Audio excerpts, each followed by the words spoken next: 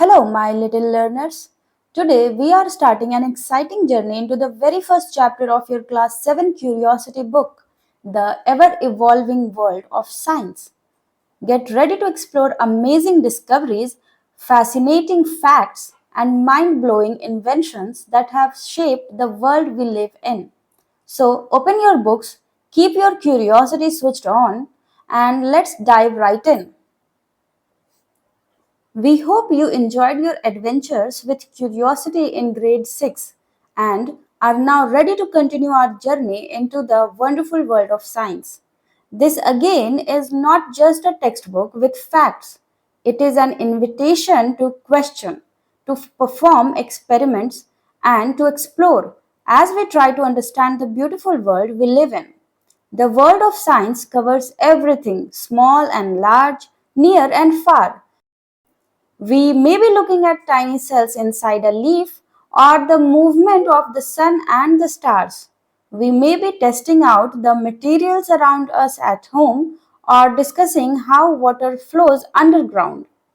As you go through the chapters in this book, you will start new adventures that challenge your thinking, expand your knowledge, and help you become an explorer, making small discoveries for yourself. But before we dive into our exciting journey, take a moment to observe something special about this book. Look at the page numbers. They follow the playful flight of a butterfly and the soaring of a paper plane.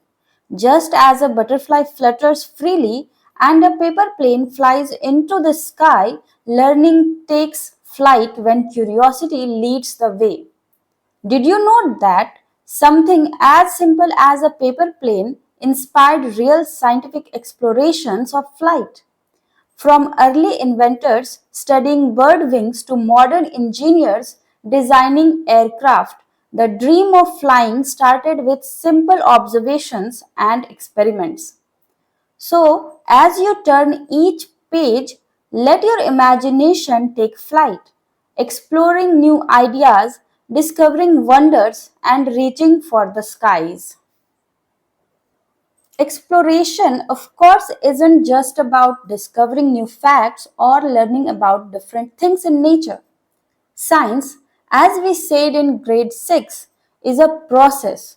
So, it is about a way of thinking that welcomes curiosity, asks questions, and is open to the unknown. In grade 7, we will try to ask deeper questions. How do things work? Why do events happen the way they do?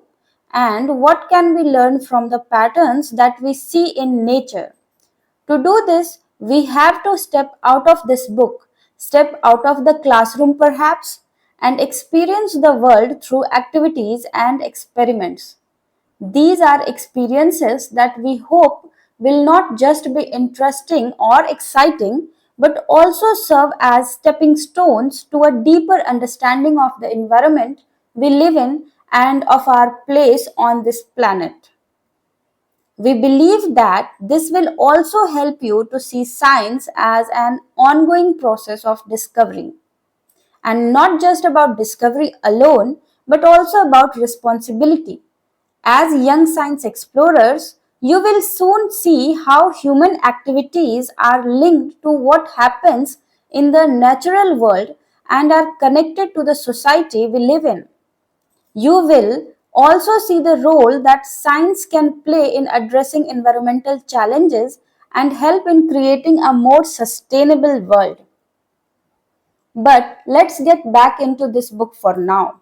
You will read about topics in different fields of science, from physics and chemistry to biology and earth sciences. While they might appear as different chapters, just as we had said in grade 6, they are all interconnected. Scientific ideas in one area often inspire discoveries in another, or at least allow us to ask questions in another area. So let's take a quick journey through our book for this year. We will start by looking at the properties of materials around us, mostly the things we experience but perhaps never ask questions about. Why are some fruits sour? What happens when we wash a haldi stain on our school uniform? We then move on and play with some electric batteries, lamps, and wires to try to find other kinds of properties of materials. What kind of materials do we need to make a lamp glow? This will lead us to classifying materials based on their properties, and we will enter the world of metals and non-metals. We know from our experience that a torch battery runs out eventually and can't be used again. We'll explore what kind of changes happen around us. Some changes can be reversed and others cannot be reversed. Batteries run out, ice melts into water, fruits ripen, rocks break into pebbles. What kind of changes are these? Some of these happen or happen faster when things are heated. We will look at how heat flows, whether it is the melting of an ice cube in a glass or the melting of a glacier. Water, of course, is everywhere, and with the heat from the sun, it evaporates from the seas and falls as rain, perhaps trickling down into the ground somewhere far away. However, it isn't just changes in materials around us that we see or the hidden changes in water that we do not see. As we are growing, our bodies are changing as well, especially around the middle school years. Our bodies are changing rapidly. Why?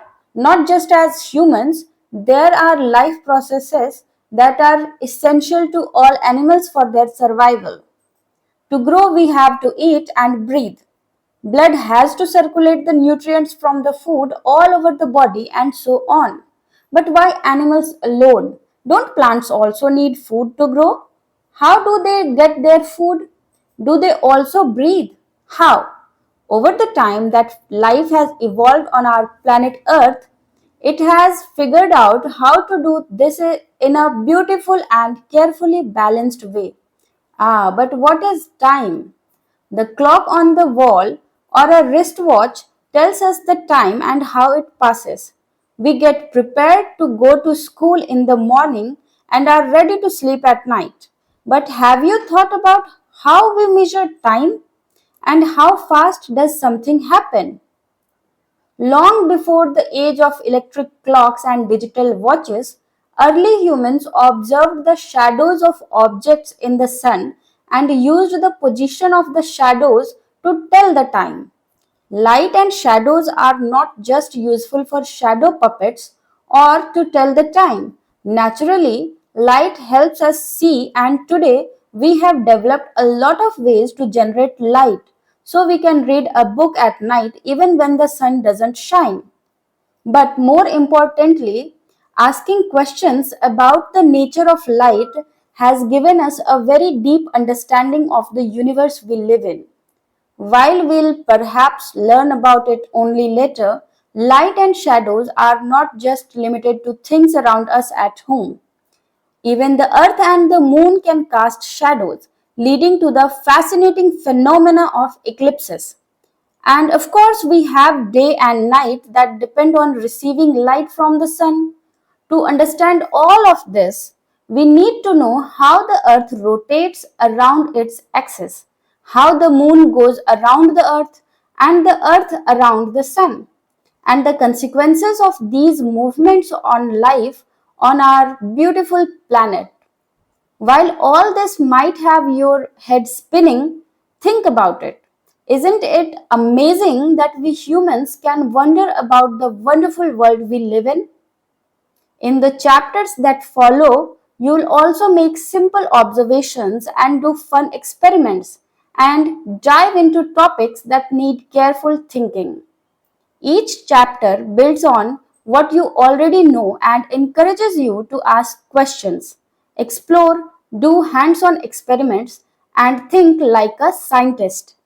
As you will find out, even those experiments that seem to confirm what we think will happen might lead to some additional questions that might need more experiments and more questions. So, happy exploring! Activity 1.1. Question the answer.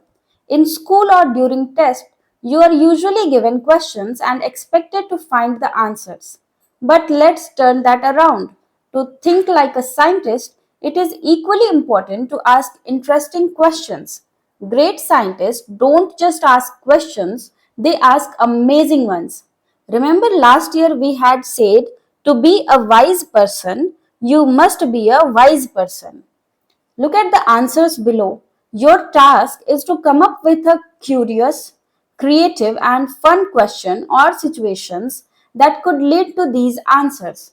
There are never any wrong questions, so let your imagination run wild. Since such exercises might not be very familiar, here is an example to help you. Suppose the answer was just make it half. What all could this be a response to? Well, it could range from how do we ensure getting equal shares of cake to my essay is too long or I can't fit this in the envelope, just make it half, or even I cannot dance to such a long song, just make it half. All very different. So let's see what kind of creative questions you can ask. Students, it's your turn to get creative and think of your own questions. To help you get started, I have already thought of 3 sample questions for each answer. Now you can make more on your own. For the answer, just add some milk. The questions are: what should I do if my coffee is too bitter? What should I do if my cereal is too dry? Or how can I make my tea taste better? For the answer, because the cat's teeth were crooked, the questions are: why did my cat fail in the best smile pet contest? Why did the vet say my cat needed braces?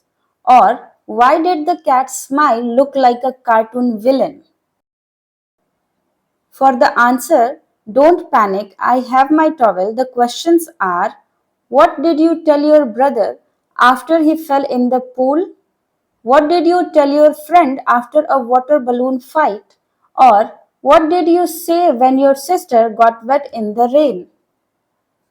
For the answer 42, the questions are: how many pencils did I lose this year? How many goals did we score in the football championship? Or how many cookies can you eat in 1 week? That's all for today, students. Now it's your turn to come up with questions. Don't be shy. Ask anything that pops into your mind because to be a wise person, you first have to be a wise person. See you next time. Bye bye.